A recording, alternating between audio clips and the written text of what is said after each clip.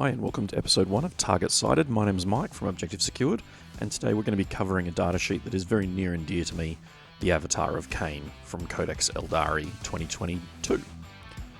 The Avatar of Khaine has been around since the inception of the craft worlds way back at the tail end of Rogue Trader, and the model has changed many times over the years, although some would say not often enough.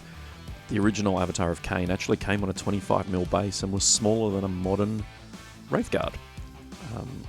He then, in 1994, moved over to the one that we've had pretty much since then, sitting on a 40mm square base and then obviously transitioning through to around 40mm and at one point around 60mm and then back to a 40mm round.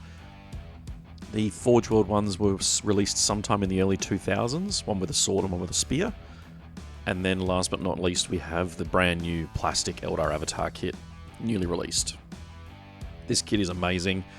It is the size of the Forge World one, so if you do have a Forge World one, you just need to rebase him because he does now come on an 80mm base. Enough about the model though, let's start looking at the datasheet and see what we can do with the Avatar of Khaine. The Avatar of Khaine is 14 power or 270 points in the brand new codex. He's a HQ choice, and he represents something of an interesting one for the Eldari in that he's one of the few monsters that they do get access to.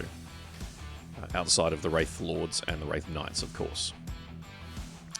The Avatar of Khaine has a movement value of 10, a weapon skill and ballistic skill of 2+, strength 7, toughness 8, 14 wounds, 7 attacks, leadership 10, and a 2+ armor save. Now, like a lot of these monsters that have more than 9 wounds, he does degrade. When he degrades down to 7 wounds, his movement drops by 1, his ballistic skill drops by 1, his attacks drop by 1.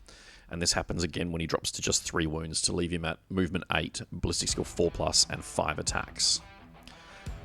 One of the best things about the new model is the Wailing Doom doesn't have to be modelled as one specific weapon. The new kit actually comes with a sword, a spear, or an axe, and they've accounted for that by just giving it a generic weapon profile. So the Wailing Doom has a shooting attack that's a 12-inch range, assault 1, strength 12, -4 AP, d6 +2 damage, but it's also a beam weapon, so you draw a straight line between the closest point of the Avatar's base to the closest model in the target unit. And you make one wound roll against the target unit and each other unit that this line passes over, assuming that you score a hit. In combat, you get 2 profiles, the Piercing Strike and the Sweeping Blow. The Piercing Strike is a ×2 strength, making it strength 14, -5 and d6 +2 damage. And the Sweeping Blow is a strength user, so strength 7, -2, 2 damage, but he makes 2 hit rolls instead of 1 for each attack, giving him a whopping 14 attacks at his top profile. Moving into his abilities, he does gain Battle Focus and Strands of Fate, which is pretty cool. Battle Focus allowing him to shoot the Wailing Doom and then move again, which is quite handy if you're at that extreme range of the Wailing Doom, just fishing for a hit. It's also reasonably useful in the early game, but I don't think it's particularly useful once he's in charge range.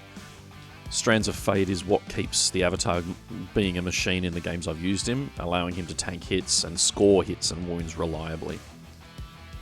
He has a rule called Avatar of the Bloody-Handed God, which means he can never have a Relic or a Warlord trait, which makes sense. There were previous editions where you could give him extra movement, extra abilities to snipe characters, or even explode upon death. He has a rule called Molten Form, which gives him a 4+ invulnerable save and halves the damage characteristic of attacks allocated to him rounding up. This is a massive part of his durability. Things like Dark Lances that are D3 +3 damage suddenly become D3 +3 divided by 2. So you're maxing out at 3 damage, and with 14 wounds on his profile and a 4+ invulnerable save, he does take quite a lot of killing. He has 2 auras. One's called Khaine Awakened, which is while friendly Asuryani core units are within 12 of this model, each time a combat attrition test is taken, you can ignore any or all modifiers. There are some good modifiers to be had for combat attrition, but this just means that you're only ever going to fail on a 1, basically. The Bloody-Handed aura is a friendly Asuryani core unit within 6 can reroll failed charge rolls. It's actually not failed, you can just reroll charge rolls, which is interesting. And lastly, has Burning Demise. When this model is destroyed, roll 1d6 before moving it from play. On a 6, it explodes, and each unit within d6 suffers d3 mortal wounds. Faction keywords, he has Eldari, Asuryani, and Craftworld. And keywords, he has Character, Monster, Demon, and Avatar of Khaine. He also does have one unique stratagem that's worth talking about, because it's one that I think will catch players out on occasion. It is called the Avatar Resurgent. It's 2 CP. The Avatar of Khaine is a roaring manifestation of battle rage, single-minded in the destruction of his enemies. Even mortal blows cannot prevent it from slaking its thirst for battle. Use it in the fight phase when an Avatar of Khaine has not been selected to fight but is destroyed. Do not remove the model from play. Add 2 to the model's attack characteristic, and it can fight after the attacking model's unit has finished making its attacks. After resolving the destroyed model's attacks, it is then removed. So that essentially lets you guarantee the Avatar gets to fight before you take him off the table one last time. The weird part about this stratagem, and we've had this issue with other books in the past, is it doesn't actually tell you what profile to use in terms of its attacks, because obviously it degrades. Now, if you're adding 2 to the model's attacks and you're using its bottom profile, which some would argue is what you should use, it's base 5 attacks, pushes him back up to 7. If you use the profile that he started the combat with, then that could be 6 or 7 attacks. If you use the top bracket, because it doesn't tell you what to do, then obviously you'll have 9 attacks.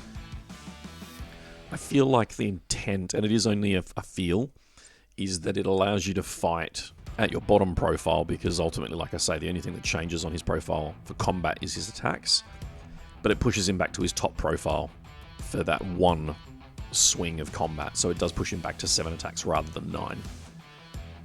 I'd like to see it FAQ'd, but I do feel like there's going to be times when the Avatar almost kills something big and nasty, maybe Mortarian, or gets into a fight with Abaddon or Gilliman, and pushes them to 1 wound, and then they fight back and kill him in the next round of combat, and he doesn't get a chance to swing. This is that opportunity for 2 CP to have one last go at it.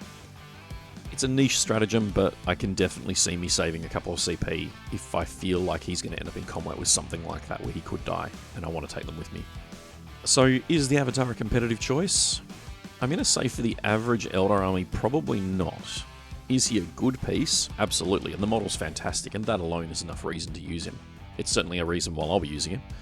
I feel like a lot of the Eldar army is going to struggle to leverage the maximum off of him because of the way you tend to build Craftworld armies, because that's obviously where most of his benefits apply. You're really sort of wanting to have infantry and units around him to gain those benefits, but he's either going to outrun them because of his movement 10, or they're going to be in vehicles, at which point they're not benefit from him anyway, and you kind of then trying to stage an assault where you're slowing down your assault transports to make sure that when you disembark and declare that charge, you're in range of the Avatar to get the rerolls. One-on-one, the Avatar will take on pretty much anything in sort of standard 40k. There's very few things that actually want to stand in front of him for any period of time and try and fight him. They did an article on Warhammer Community where he went through and killed a few different things, and with the Avatar Resurgent, he actually does kill Mortarian in that engagement as well. So I do think as a gigantic distraction Carnifex beatstick, he's going to do a really good job for you. At 14 wounds, he can still gain the Obscured rule, which is great, and having now seen the model in person, he's actually no bigger than the Forge World Avatar.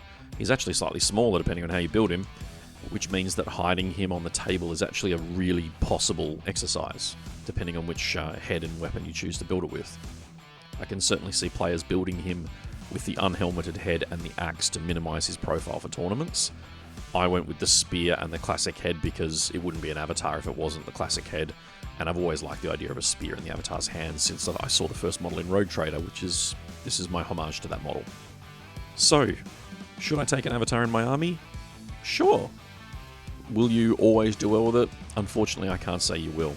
It's certainly not an auto take, but who can't love the bloody-handed god of Khaine? Hope you enjoyed this episode. Thanks very much for listening. If you liked, please feel free to smash the like button below, hit subscribe. Also, if you know someone who might be interested in learning more about the Avatar of Khaine and his datasheet, feel free to share the links below. Thanks for listening. I walk again, a god.